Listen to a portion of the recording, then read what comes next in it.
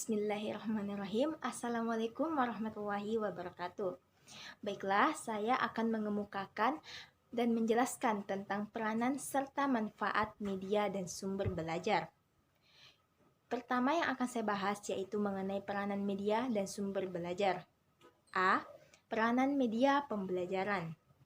Ada beberapa peranan media pembelajaran menurut beberapa ahli. Salah satunya yaitu menurut Ahmad Rohani pada tahun 1997, yang diantaranya yaitu 1. Media pembelajaran dapat mengatasi perbedaan pengalaman pribadi peserta didik, serta dapat mengatasi batas-batas ruang kelas. 2. Mengamati benda yang terlalu kecil. 3. Mengamati benda yang bergerak terlalu cepat atau terlalu lambat. 4. Mengamati suara yang halus untuk didengar. Dan yang kelima, media pembelajaran berperan membangkitkan minat belajar yang baru. Dari beberapa peranan media pembelajaran yang telah saya sebutkan tadi, itu adalah membuktikan bahwa media pembelajaran dapat berperan untuk membantu mewujudkan tujuan pembelajaran. B. Peranan sumber belajar. Seperti halnya dengan media pembelajaran, sumber belajar juga memiliki beberapa peranan dalam proses pembelajaran, yaitu 1. Sebagai penghubung anak atau siswa dalam memperoleh pengetahuan belajar. Yang kedua, sumber belajar mentransmisi rangsangan atau informasi kepada anak atau siswa. Bagian kedua yang akan kita bahas yaitu manfaat media dan sumber belajar. Secara umum, manfaat media pembelajaran dan sumber belajar yaitu dapat diuraikan. Yang pertama, manfaat media pembelajaran. Secara umum, manfaat media dalam proses pembelajaran yaitu memperlancar adanya interaksi antara guru dan siswa, sehingga dapat membantu siswa belajar secara optimal.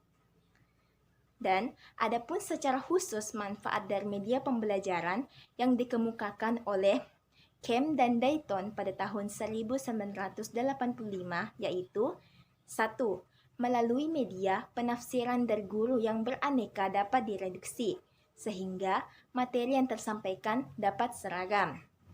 Yang kedua, proses pembelajaran akan menjadi lebih menarik dan kualitas belajar siswa dapat lebih ditingkatkan lagi. Ketiga, media dapat menyampaikan informasi yang dapat didengar dan juga dapat dilihat, sehingga dapat mendeskripsikan konsep atau prinsip, konsep, proses, maupun prosedur yang bersifat abstrak dan tidak lengkap menjadi lebih jelas dan lengkap. Yang keempat, yaitu media pembelajaran dapat mengefisienkan waktu belajar dan juga dapat membantu siswa menyerap materi ajar secara lebih mendalam dan utuh.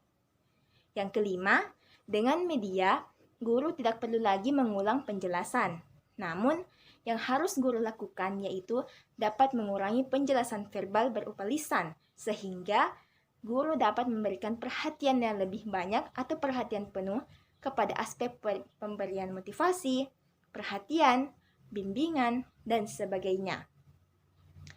Yang kedua, yaitu manfaat sumber belajar. Ada beberapa manfaat dari sumber belajar, yaitu 1.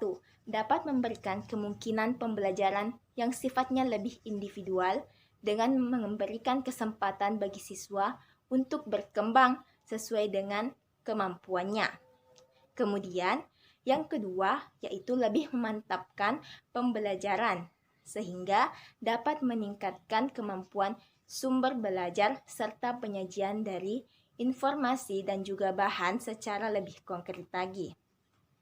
Kemudian yang ketiga, memungkinkan belajar secara seketika, seperti mengurangi kesenjangan antara pembelajaran yang bersifat verbal dan juga abstrak dengan realitas yang sifatnya konkret. Nah, itulah yang dapat saya sampaikan mengenai peranan serta manfaat dari media serta sumber belajar. Assalamualaikum warahmatullahi wabarakatuh.